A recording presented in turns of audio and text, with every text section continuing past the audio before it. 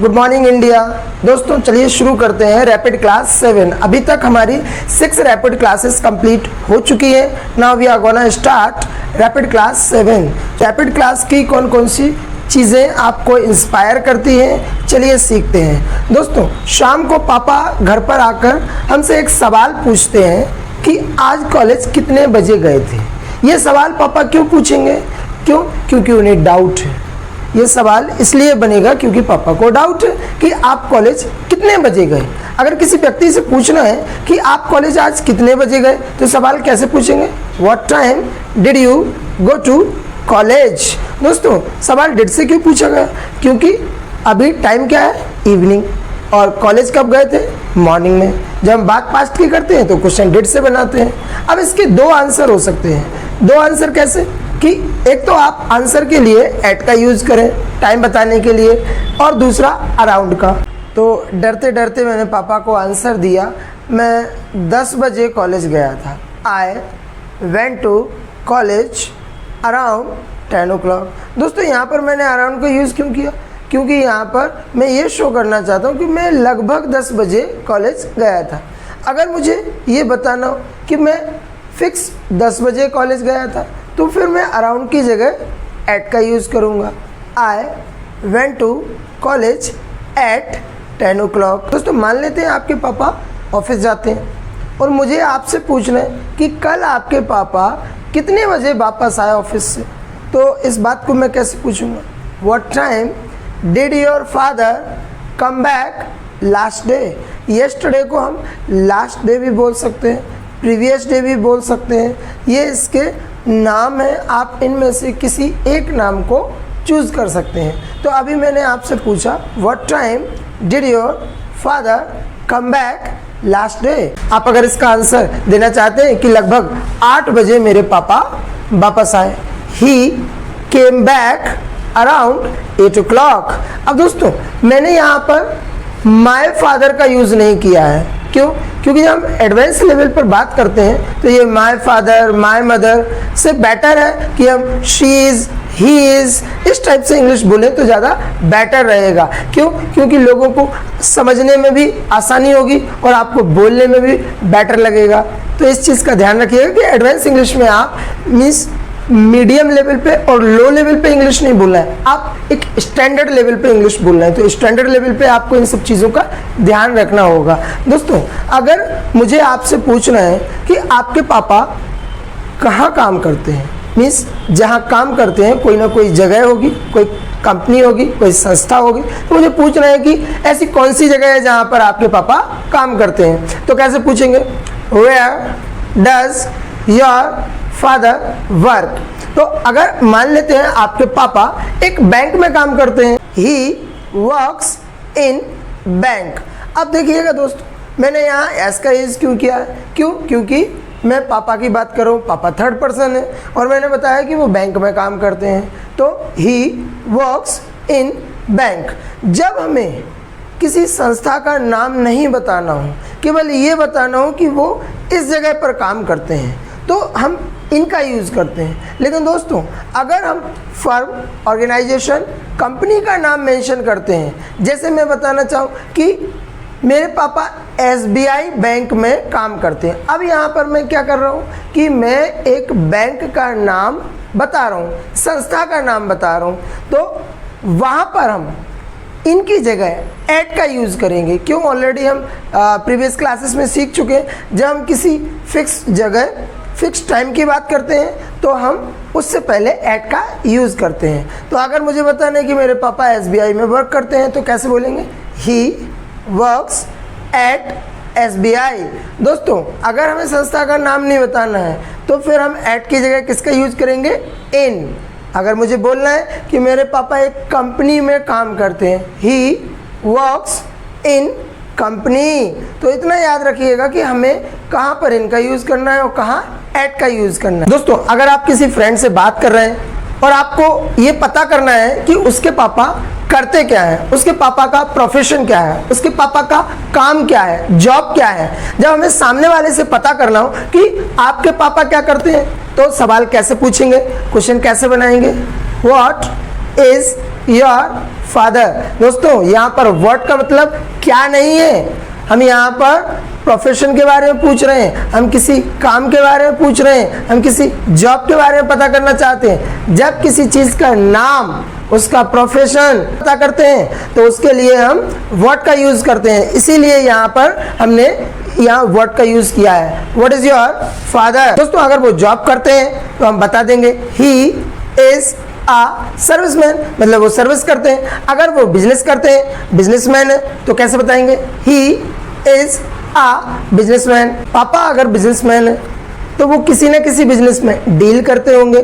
किसी बिजनेस में डील करना, डील इन, जैसे कई लोग कपड़े में डील करते हैं, कई लोग मेडिसिन का व्यापार करते हैं, मेडिसिन में डील करते हैं, कई लोग प्रॉपर्टी का डीलिंग करते हैं। अलग अलग लोगों की डीलिंग का काम है। तो यहाँ पर अगर मुझे ये पता करना है कि आपके पापा कौन से या किस बिजनेस में डील करते हैं, तो कैसे पूछेंगे, what does your father deal in. दोस्तों यहाँ पर डील के बाद इनका यूज करना बहुत आवश्यक है, क्योंकि डील इन एक पर्टिकुलर वर्ड है। तो अगर मुझे बताना है कि मेरे पापा बहुत बड़ा कपड़े का व्यापार करते हैं, मतलब मेरे पापा कपड़े के व्यापारी हैं, कपड़े के व्यापार में डील करते हैं, ही डील्स इन गारमेंट्स। अगर मुझे ये बताना है कि वो बिल्डिंग बनाकर, बैंगलोज बनाकर या प्रॉपर्टी को खरीद कर फिर बेचते हैं, तो अगर मुझे ये बताना है कि वो प्रॉपर्टी में डील करते हैं, तो कैसे बताएंगे, ही डील्स इन प्रॉपर्टी। इस तरीके से आप आंसर दे सकते हैं। दोस्तों अगर मैं ये कहूँ कि कल मैंने डिनर किया, आई टुक डिनर यस्टरडे, तो इस बात को सुनकर आप क्या सोचेंगे, क्या सवाल करेंगे, क्या महसूस करेंगे। देखिए यहाँ पर मैंने अभी क्या बताया आपको, आई टुक डिनर यस्टरडे। आपको जब कोई सूचना मिलती है तो उस सूचना में कोई ना कोई ऐसी इंफॉर्मेशन छुपी होती है जिसको आप जानना चाहते हैं। अगर आप मुझसे जानना चाहते हैं कि कल आपने डिनर में क्या खाया, कोई ना कोई डिश होगी जो आपने खाई होगी। ऐसी कौन सी डिश है या कौन सी चीज़ है या आपने डिनर के लिए क्या खाया, तो आप अगर यहाँ पर जानना चाहते हैं वो चीज़ कि मैंने डिनर में क्या खाया, तो कैसे पूछेंगे, what did you take for dinner. दोस्तों यहाँ पर मैंने वर्ड यूज़ किया है for dinner.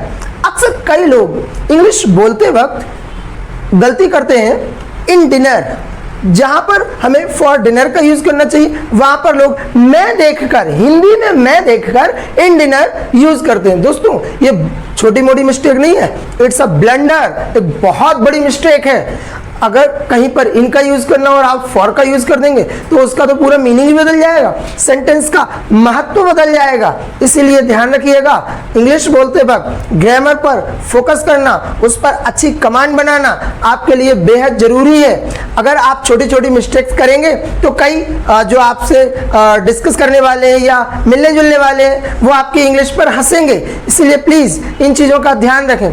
Take care of these things. चलिए दोस्तों कुछ नई बात करते हैं। न्यू ईयर आज से 7-8 महीने पहले आया था, निकल गया। दोस्तों अगर आप मुझसे पूछना चाहते हैं कि न्यू ईयर को डिनर के लिए आपने क्या खाया था, तो कैसे बनाएंगे सवाल, what did you take for dinner on New Year. अब इतनी लंबी बात कौन याद रखता है, अक्सर लोग भूल जाते हैं, तो मैं भी भूल गया। मैं श्योर नहीं हूँ कि मैंने डिनर पर क्या खाया था, मतलब न्यू ईयर के दिन डिनर के लिए क्या खाया था। अब जब किसी चीज़ के लिए हम श्योर नहीं होते, हम बता नहीं सकते कि पक्का पक्का हमने ये खाया था, तो हम किस तरीके से आंसर देंगे, well I am not sure. लेकिन दोस्तों मैं बताना चाहूँ कि भाई मैंने कुछ ना कुछ तो खाया होगा। अगर मुझे पास्ट में जाकर कोई पॉसिबिलिटी बताना है कि शायद मैंने पनीर कुलचा खाया था, तो अगर मैं यहाँ पर बता रहा हूँ कि शायद मैंने ये खाया था, अब शायद मतलब मैं पास्ट में पॉसिबिलिटी बता रहा हूँ, पॉसिबिलिटी इन पास्ट। और जब भी किसी काम को करने की पॉसिबिलिटी पास्ट में बताना हो तो वहाँ पर हम किसका यूज़ करते हैं, मे हैव। अब अगर मुझे बताना है कि मैंने शायद पनीर कुलचा खाया था, तो मैं कैसे बताऊँगा, well I am not sure but I think I may have taken paneer kulcha for dinner on New year. इस तरीके से हम पास्ट में पॉसिबिलिटी के लिए मे हैव का यूज कर सकते हैं। दोस्तों हम लोग संडे को अपने घर पर सभी लोग एक साथ बैठे हुए थे, एंजॉय कर रहे थे।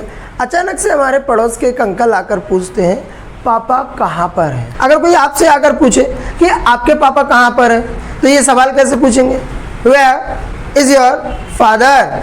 दोस्तों अगर आपको बोलना है कि पापा मेरे पुणे गए हुए हैं और अभी पुणे गए हुए हैं, पुणे से वापस नहीं आए हैं, तो कैसे बोलेंगे कि पापा पुणे गए हैं, he has gone to Pune.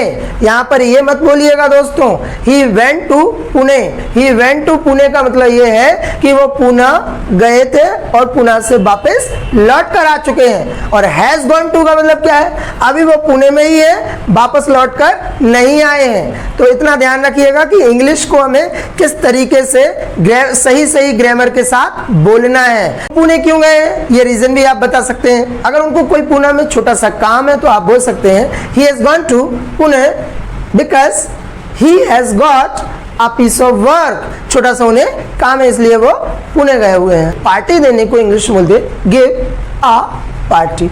give की second form gave, third form given। gave, given। और पार्टी देने के लिए दूसरा वर्ड भी यूज कर सकते हैं throw a party। थ्रो की second form threw, third form thrown. अगर मुझे आपसे पूछना है कि आपने लास्ट टाइम पार्टी कब दी थी, कौन सा दिन था, कौन सी डेट थी, कौन सा मंथ था, कौन सा ईयर, तो मैं कैसे पूछूंगा, when did you throw a party last time. दोस्तों अगर आपको याद नहीं है तो आप बोल सकते हैं well I am not sure but I think I may have thrown a party on my birthday. अगर मुझे ये बोलना है कि शायद मैंने पार्टी न्यू ईयर को दी थी, तो आप ये भी बोल सकते हैं well I am not sure but I think I may have thrown a party on New Year। इस तरीके से आप may have का यूज करके अपना आंसर कंप्लीट कर सकते हैं। दोस्तों इतना याद रखिएगा, may have का मतलब पॉसिबिलिटी इन पास्ट और इसका कोई एक्स्ट्रा मीनिंग नहीं है। दोस्तों अगर मुझे आपसे पूछना है कि आप कॉलेज कैसे जाते हैं, कॉलेज जाने का तरीका क्या है, टू व्हीलर से जाते हैं, कार से जाते हैं, या आप कौन सा ऐसा साधन यूज़ करते हैं जिससे आप कॉलेज जाते हैं। जब हमें सामने वाले से किसी चीज़ की कंडीशन या किसी काम को करने का तरीका पूछना हो तो उस जगह हम हाउ का यूज़ करते हैं। अब यहाँ पर मुझे आपसे पूछना है कि आप कॉलेज कैसे जाते हैं, तो यहाँ पर मैं आपसे पूछूंगा how do you go to college. अगर आप बस से कॉलेज जाते हैं तो आप आंसर दे सकते हैं I go to college bye बस। अगर आप अपनी बाइक से कॉलेज जाते हैं तो आप बोल सकते हैं I go to college on bike.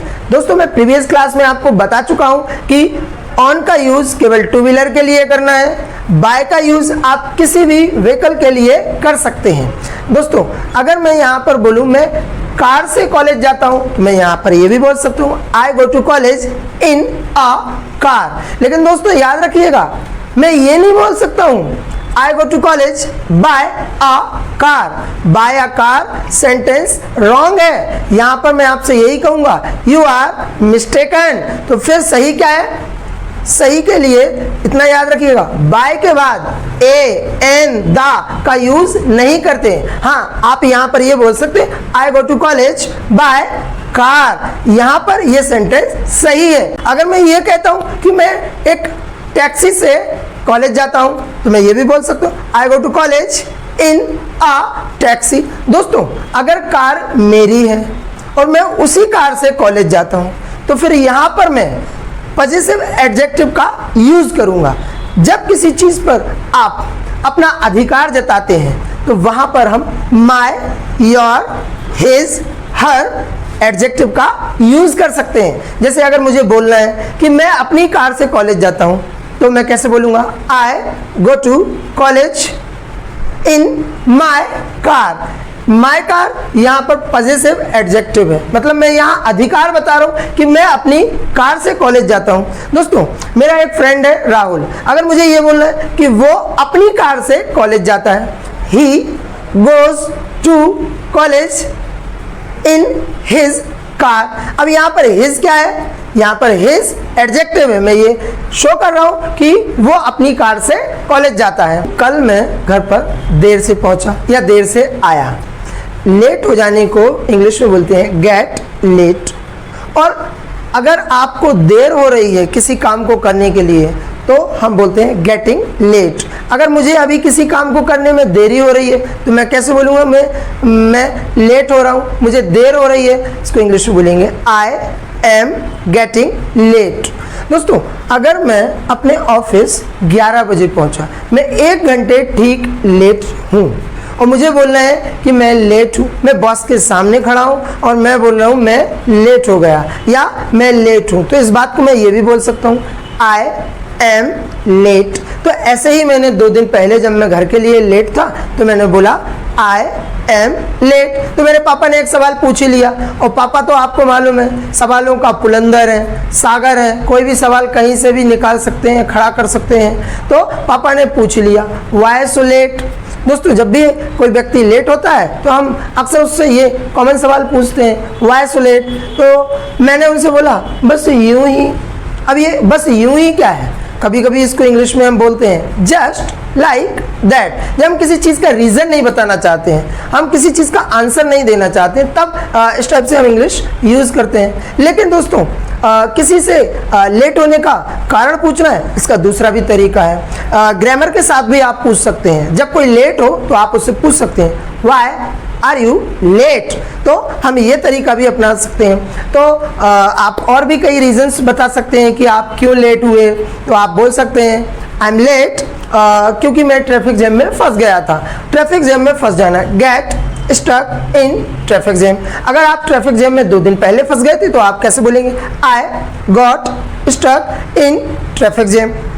अगर ट्रैफिक जैम के बारे में नहीं बताना है कि मैं ट्रैफिक जैम में फंसा था, अगर आप कोई और रीज़न बताना चाहते हैं तो कोई और रीज़न भी दे सकते हैं। और रीज़न क्या होगा, आप गाड़ी चला रहे थे, आपकी गाड़ी का रास्ते में पेट्रोल खत्म हो गया। पेट्रोल खत्म होने को बोलते हैं रन आउट। अब 2 दिन पहले की बात है तो यहाँ पर हम सेकंड फॉर्म में बात करेंगे, पेट्रोल रेन आउट। तो मैं लेट क्यों हुआ, I got late because petrol ran out. रास्ते में पेट्रोल खत्म हो गया। अगर आपको कोई और रीज़न बताना, आपकी गाड़ी पंचर हो गई थी। गाड़ी पंचर होने को इंग्लिश में बोलते हैं, जो गाड़ी का टायर होता है वो अक्सर पंचर हो जाता है। गाड़ी के टायर को पंचर होना, गेट पंचर्ड। तो आप अगर यहाँ पर ये बताना चाहें कि गाड़ी का टायर पंचर हो गया तो बोलेंगे टायर गॉट पंचर्ड। तो आप ये भी रीज़न बता सकते हैं। दोस्तों, अगर आपके बॉस पूछते हैं कि आप लेट क्यों हुए, तब आप क्या जवाब देंगे उनके लिए। आप उनको ये भी बोल सकते हैं सर कुछ मेहमान हमारे घर टपक पड़े थे, इसलिए उनकी सेवा के लिए, उनकी सर्विस के लिए मुझे थोड़ी सी देर हो गई। तो आप ये बोल सकते हैं कि कुछ मेहमान मेरे घर टपक गए थे। किसी इंसान का किसी जगह पर टपकना, ड्रॉप इन। तो कुछ ऐसे मेहमान जिनको हमने नहीं बुलाया लेकिन अचानक वो आ गए, तो हम ये भी बोल सकते हैं some unwanted guests dropped in at my home.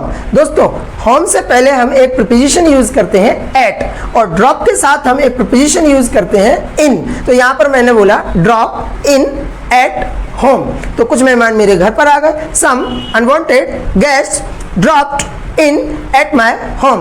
कभी कभी ये खूबसूरत एक्सप्रेशंस हम इसलिए यूज़ कर लेते हैं कि आप इनको जब यूज़ करेंगे तो आपका कॉन्वर्सेशन और इंटरेस्टिंग होगा।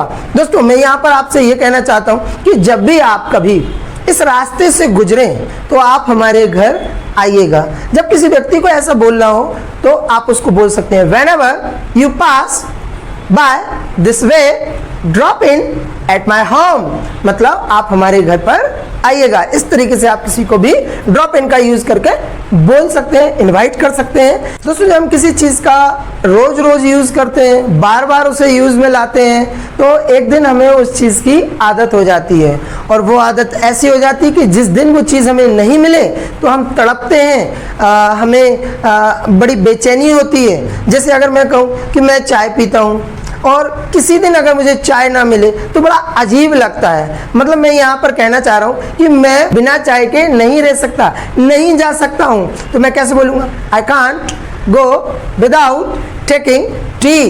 कई लोगों को ऐसी आदत हो जाती है न्यूज़पेपर पढ़ने की कि जब तक न्यूज़पेपर ना मिल जाए, खबर ना पढ़ लें, उनको चैन नहीं मिलता है, वो तड़पते रहते हैं। अगर मुझे बोलना है कि मेरे दादाजी को भी ऐसी ही आदत है, जब तक उन्हें कोई न्यूज़पेपर ना मिल जाए, वो खबर ना पढ़ लें, वो बिना न्यूज़पेपर के कहीं जाते ही नहीं है। तो मैं यहाँ पर कह सकता हूँ ही can't go without reading newspaper। कपड़ों को धोने को बोलते हैं wash the clothes। अगर मैं ये कहूँ कि मैं कपड़े धो कर परेशान हो गया, दोस्तों किसी चीज़ से परेशान हो जाना उसको हम ऑलरेडी जानते हैं sick ऑफ। अगर मुझे बोलना है कि मैं परेशान हूं तो मैं कैसे बोलूंगा आई एम सिक ऑफ। अब दोस्तों याद रखिएगा, प्रीवियस क्लास में मैंने आपको एक ही चीज बताई थी, सिक ऑफ के बाद हम किसी चीज का यूज कर सकते हैं, मतलब जिस चीज से हम परेशान हैं, बीमारी से परेशान हैं, उस बीमारी या चीज का नाम बोल सकते हैं। अगर मुझे अभी यहाँ बोलना है कि मैं मच्छर से परेशान हूँ, बहुत सारे मच्छर हैं यहाँ पर, यहाँ काटते रहते हैं, परेशान करते हैं, तो मैं मच्छरों से परेशान हूँ, तो मैं यहाँ पर बोल सकता हूँ आई एम